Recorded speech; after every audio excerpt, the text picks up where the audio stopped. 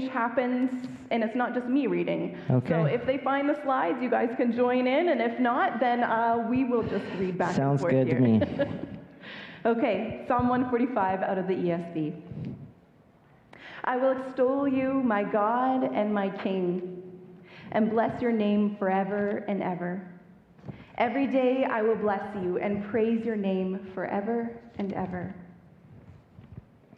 Great is the Lord and greatly to be praised, and his greatness is unsearchable. One generation shall commend your works to another, and shall declare your mighty acts. On the glorious splendor of your majesty, and on your wondrous works, I will meditate. They shall speak of the might of your awesome deeds, and I will declare your greatness. They shall pour forth the fame of your abundant goodness, and shall sing aloud of your righteousness. The Lord is gracious and merciful, slow to anger and abounding in steadfast love. The Lord is good to all, and his mercy is over all that he has made. All your works shall give thanks to you, O Lord, and all your saints shall bless you. They shall speak of the glory of your kingdom and tell of your power, to make known to the children of man your mighty deeds and the glorious splendor of your kingdom. Your kingdom is an everlasting kingdom, and your dominion endures throughout all generations. The Lord is faithful in all his words and kind in all his works. The Lord upholds all who are falling and raises up all who are bowed down. The eyes of all look to you, and you give them their food in due season. You open your hand. You satisfy the desires of every living thing. The Lord is righteous in all his ways and kind in all his works. The Lord is near to all who call on him in truth. He fulfills the desires of those who fear him. He also hears their cry and saves them. The Lord preserves all who love him, but all the wicked he will destroy. My mouth will speak the praise of the Lord, and let all flesh bless his holy name forever and ever. Amen. Thanks, Andrew. Good job. Good.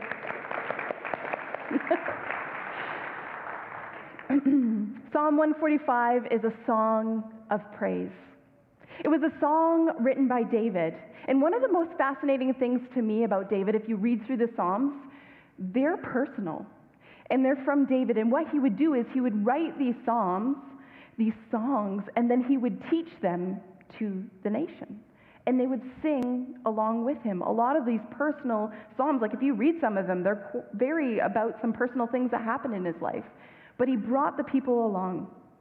Psalm 145, eventually the nation of Israel adopted it as a part of their daily practice of reading it 3 times a day during their time of worship. And what it speaks of, when Psalm 45 speaks of God's divine sovereignty, his supreme power and reign over all the earth, all creation, and all people. David was a human ruler and king of Israel, and although many leaders let this type of power go to their head, David chose another way. He chose to declare and live in a way that meant God is king. God rules the earth. No matter who is in charge, by earthly standards, God is the one who's truly in control and in charge. He's the one who's worthy to be praised. And one way that David did that was keeping him in the center, was by declaring it loudly and often. He kept God as kept the vision of God as the ruler and king in the forefront of all he did. And the psalm is encouraging us to do the same, to take the works and the words of the Lord and put them in the center of all we do, all we see, and all we say. Our human nature has a tendency to want us to put ourselves in first position. And I saw this very clearly back several years ago before I had this job. I worked in childcare. And there was a time when we had a classroom that was like 3, 4, and 5-year-olds, but mostly 4 and 5-year-olds. And what happens during that time of life is that kids start to get a little more knowledge and awareness of their independence and a little bit more about like where they fit in the scale of life. And one of the things that comes up from that, which is a beautiful time to be honest, but when you have a full classroom of kids all the same age, it can be a little bit challenging. And so one of the things that I found distinctly challenging about that time was that we would ask the kids to line up at the door. So it was time to move from one place to the other. And so we would ask the kids, we're like, okay, we're going to go to the gym now. Everybody line up at the door. Do you guys know what the problem was? Me first. Who gets to be first? Right? They all want to be first. And they want to be the front of the line. It got so bad that we had to make a chart as to who is going to be first each day or each time, and it would rotate through. But then the problem was, well, if that was already decided, then who was second? And then who was the last in the line? So it was just really important for them to be an individual and to be their own person, and which is so important.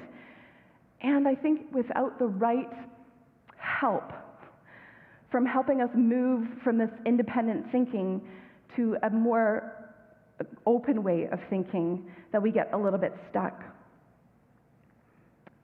They started into something that we all struggle with. Me first, my way, my power, my control, my autonomy, me, me, me. Our North American culture leans really heavily on the self-made person. The goal for many of us is to become independently wealthy, independently powerful, independently anything. We want to pull ourselves up from the bootstraps and make something of ourselves. And you know what? I think we're actually seeing the ramifications of that in our society, this independent way of living. One of the biggest epidemics we have right now is loneliness and depression. A lot of things that living independently leads to. But this psalm is asking us to go a different way. This psalm, written by one of the world's most influential and important leaders, has another way. David doesn't see himself as number one. Instead, he points to the one who is. He leads from a place of humility and openness about where his strength comes from, about who it is he is serving. It's not about himself. It's not about making himself more powerful or more famous, but attributing to God all the works and wonders of the world to God. This whole song of praise is delighting in the works and the words of God. It's beautiful, and it's a really important way of living and viewing the world. So what I see in the psalm is that David first learns and grows this truth in his own heart. We need to do that first.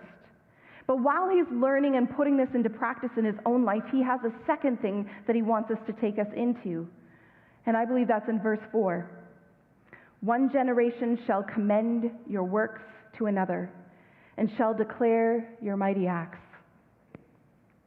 I've been working with children for the last 20 or so years, and I've often found myself in conversations with people around concerns, lamenting over the next generation. People are concerned about the use and addictions of technology.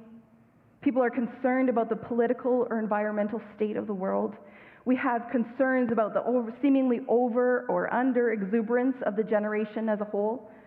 We have concerns about their behaviors, about their indifference maybe to the concerns that we have or the ideals or lifestyles we have. We will lament in fear of what is this world coming to. Often we approach the next generation with fear or at minimum misunderstanding of them. Often we feel that our life is so different from the next generation that we stop engaging in conversation with them at all. And I think that's exactly the problem. Because when we approach anything from the stance of fear, the result is typically less than ideal. It often will bring division and misunderstanding. Rather than finding our common ground, we instead only see our differences.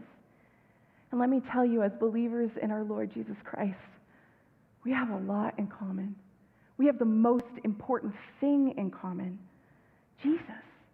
He is the one that unifies all of us, every generation, every demographic, in every way. Jesus is the one that unites us all. We're living in a time of history where there's been a major shift in how we live, what we do, and what we know. But we're not the first ones. We're not the first ones to go through a major shift. So what can we learn from a nation that's gone through something like this before? So I'm going to use the Israelites as kind of a case study for us today as we go forward. I'm going to race through the story and I'm going to gloss over a whole lot. Because like I said, I could keep you guys here for a couple hours and just telling you guys the story, but I promise I won't. I promise. I'm going to go quickly through this. I want to give you more because I love the story so much, but I'll keep it shorter. Israel had been slaves for 400 years. Every person that they know now, even the generation before them, and the generation before that, they only knew one way of living: slavery. Backbreaking work, lack of autonomy, and almost living in a state of hopelessness. They feel forgotten and frustrated. They're depressed and living in horrible living conditions. There's always threats of death. And then there was the mass genocide of all those boys. They cry out to God for help, and God hears them. So God speaks to a man on the run. He's on the run for his life because he has murdered someone. God tells him that it's time for God to rescue the people of Egypt, and he's going to reveal his power to Egypt and to all of Israel. The whole world will hear these stories and know that God is who he says he is, that God is mighty, that he is powerful, that he is in control of all things. Moses, the guy that God is talking to, through a burning bush, it's his job to be obedient to God and lead the Israelites into the promised land. But when God comes to Moses, Moses has a lot of excuses.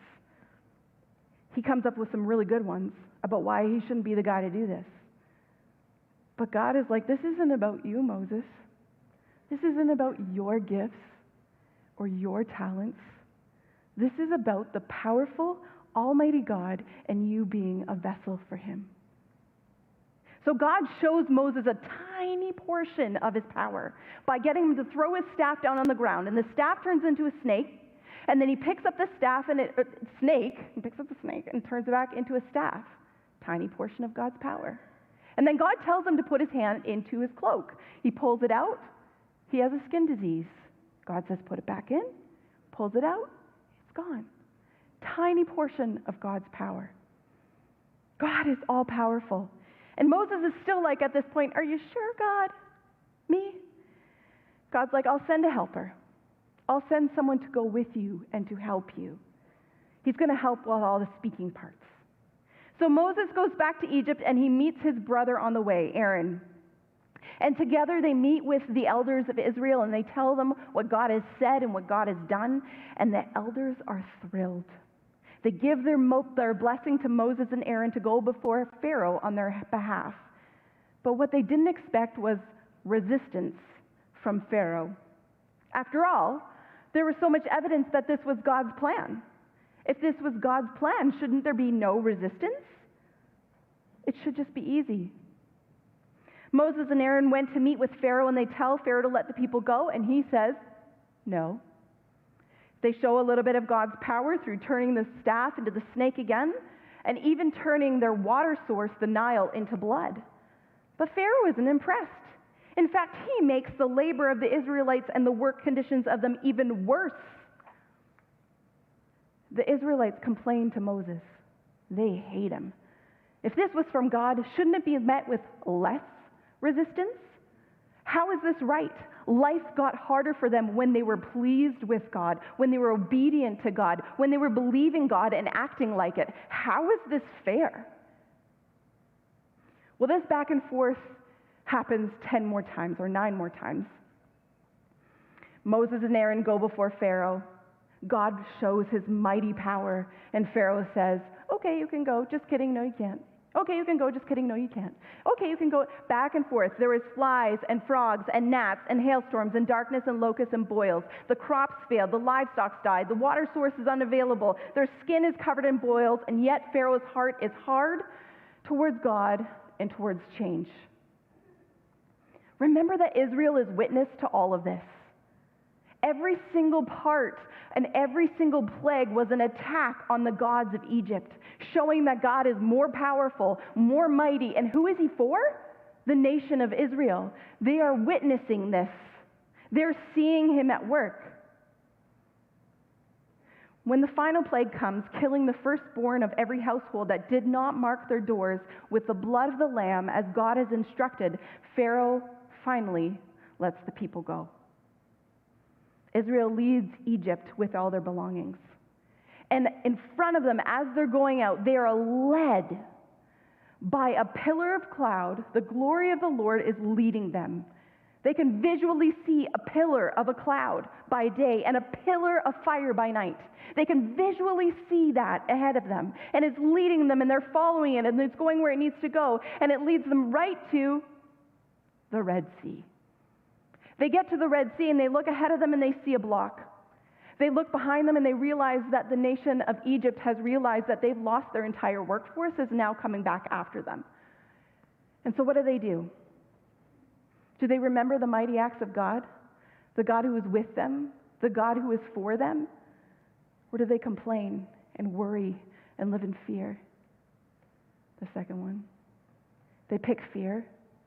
And they say, okay, Moses, you brought us out here. Thanks a lot. We could have just died in Egypt. Why did you bring us here? Moses goes before God. God gives him instructions, and he raises his staff over the Red Sea. The Red Sea opens up, and they walk across on dry land to the other side. The whole nation walks across on dry land to the other side. They get to the other side. Moses puts down his staff, and the waters come crashing over the Egyptian armies that are following behind them. The Israelites throw a big party. They sing and they celebrate God. And they spend the next several weeks learning about God. They learn about what it is to be in relationship with God. God renews his covenant with them, saying that I will be your God if you will be my people. If I will be your one true God and you will worship me alone, I will be your God. God gives them rules to guide them in how to worship him, how to love him, and then how to love and care for one another. But then when it's finally time for them to go to the land that God had promised Abraham, Isaac, and Jacob, when it's finally time for that, they pick a guy from every nation or every tribe in the nation, and they go into the promised land.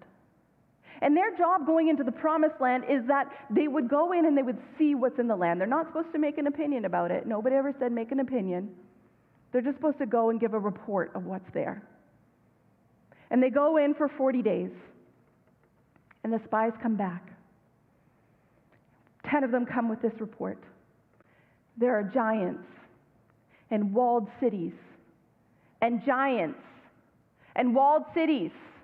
They're really big, and we're certain that we will die if we go in there. They're filled with fear. Remember all of those things that just happened, those mighty acts of God that they just lived through, that they saw and witnessed and felt and went through on their own? But they believe that going into this land, that will mean certain death for who? Their children. They're concerned about their children. Rightly so. They should be. But they're forgetting something really important that 2 of the spies did believe. They chose to have faith that if God brought them this far, that he's done this much for them, why would he stop now? Why would he stop now? He's done all of that. Why would he stop now? They beg Israel to listen and for them to move forward. But in fear, especially fear for their children, they are paralyzed about bringing the nation forward, and they all walk forward with fear instead of faith.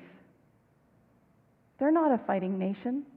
They don't know how to organize themselves. There's a lot of things they don't know, and they feel unprepared. But instead of trusting God, they resort to fear. And for this unbelief, God tells Israel that they'll now live in the desert for 40 years until all the adults, those who are 20 years old and older at that time, are dead, except for Caleb and Joshua, the 2 spies that had faith. So realizing their mistake, they're like, oh, maybe God is with us. We should do something. So they try to move forward anyways. but they don't have God's blessing.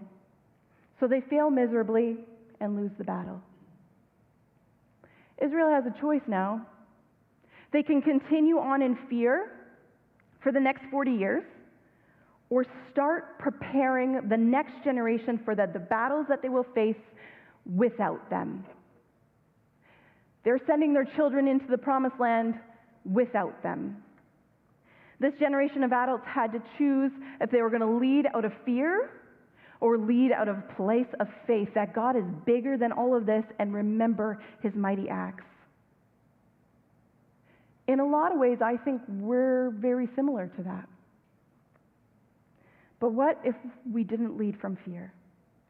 What if we, instead, like the Israelites, spent the next 40 years declaring the mighty acts of God? What if we focus less on fear of what this world is coming to and focus more on the mighty acts that God has done and is doing and can still do and will still do?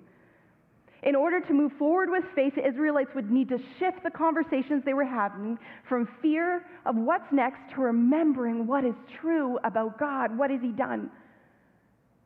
I can imagine the stories that they would tell now when they would gather together around the campfire at night or at any time. And they would start stories like this. Let me tell you about my least favorite plague. My least favorite plague was the flies. I know the other ones were really bad. But have you ever tried falling asleep with a fly in your room that buzzed around your head?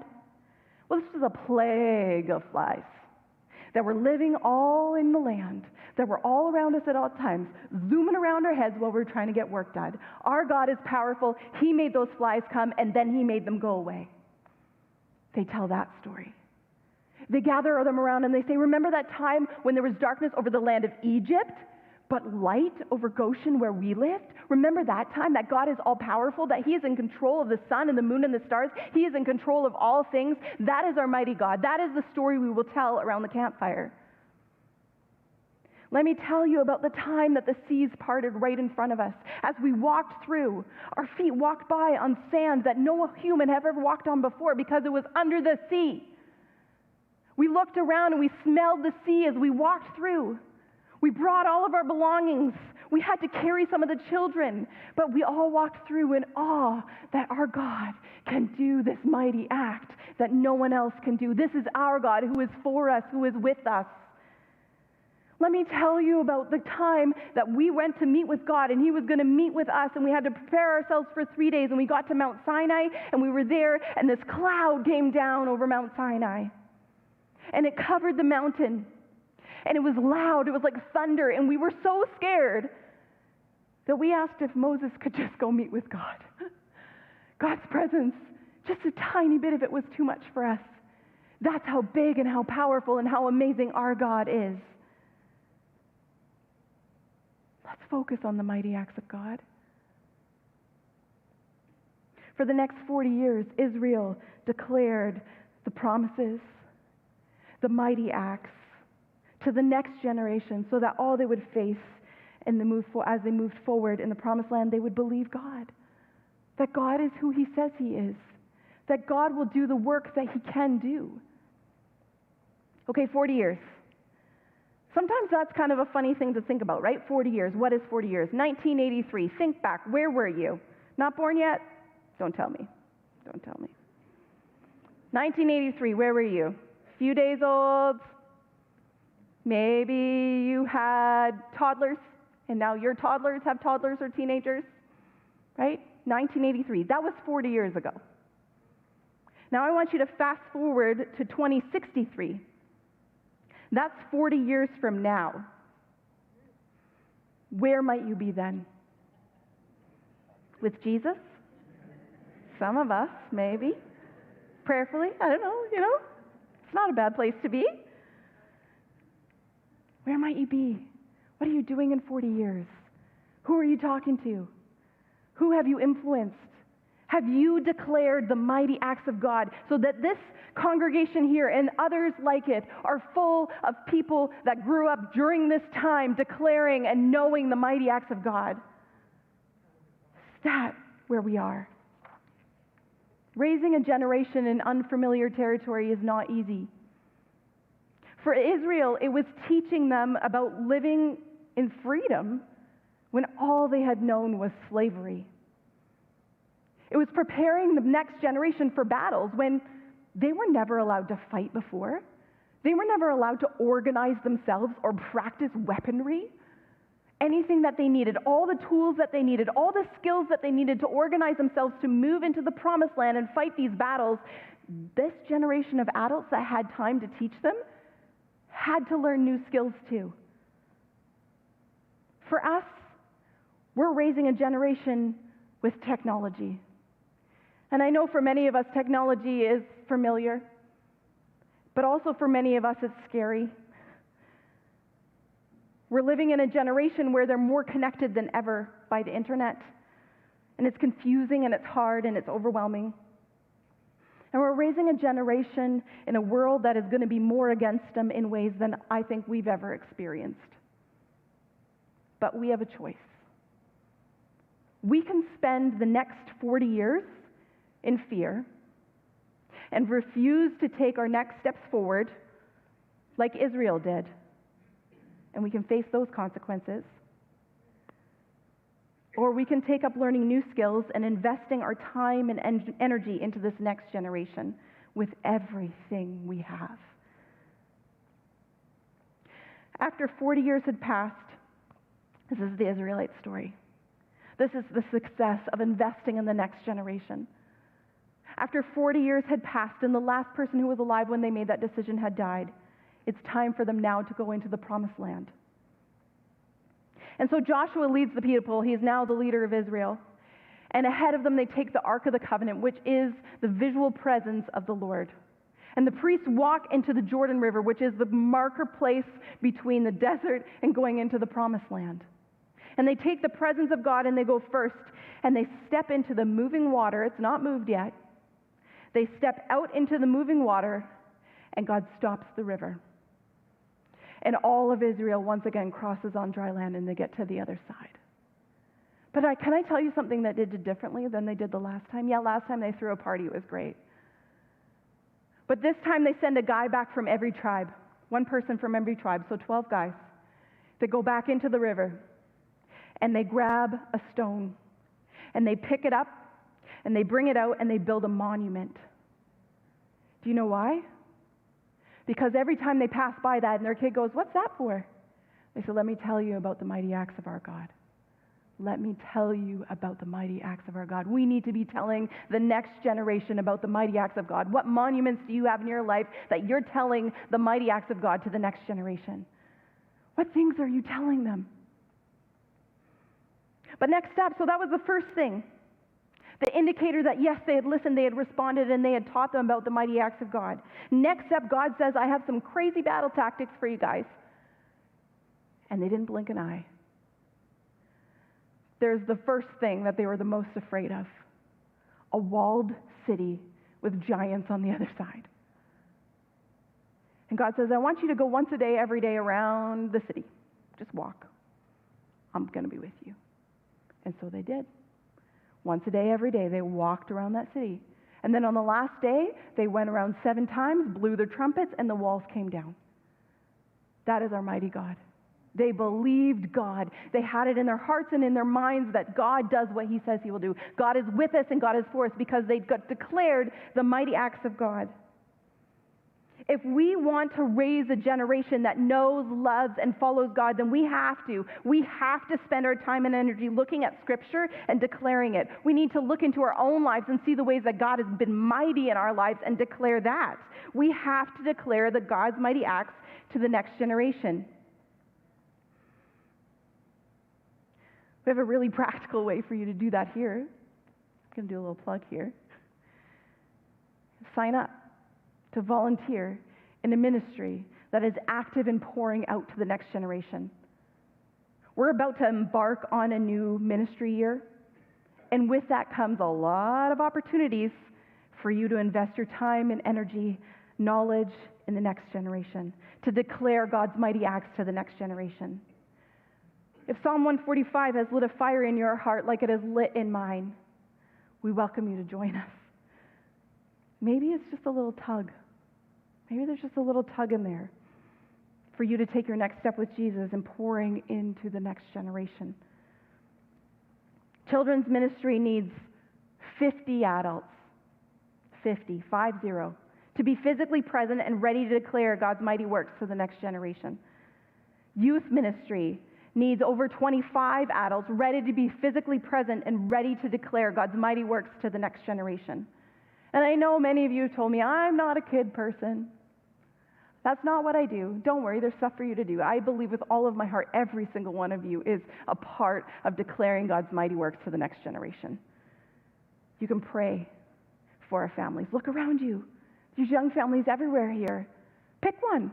Pray for them. Tell them you're praying for them. Encourage them. Pray for our ministries that run in this way. Wonder and ask God, what part could you play in declaring his mighty acts to the next generation? And I guarantee you, he has something for you. I believe that with all my heart. I have so much hope for the next generation. I really, truly do. I get to be present with them in so many different ways. Oh, it's exciting. We have preachers, we have leaders, we have individuals that are going to create and make things that we can't even dream or know about now, that are being raised right now in this congregation. They're wonderful children and youth. I am so excited and hopeful for the next generation, and I will continue to declare God's mighty works to them over and over again so that they know and that they can fight the battles that we're preparing them for, the ones that I won't be here to fight. They will be prepared for those battles. I'm going to call the worship team up. David in his song of praise has inspired me, if you couldn't tell. I'm real excited about this stuff. And I really hope and pray that it has inspired you to live in such a way that we acknowledge and declare and live like God is King of our lives, and that he has dominion over every area of our lives. This is the starting point of building our vision of our lives that is driven by faith, not by fear. And then from there, we can declare God's mighty acts to all generations.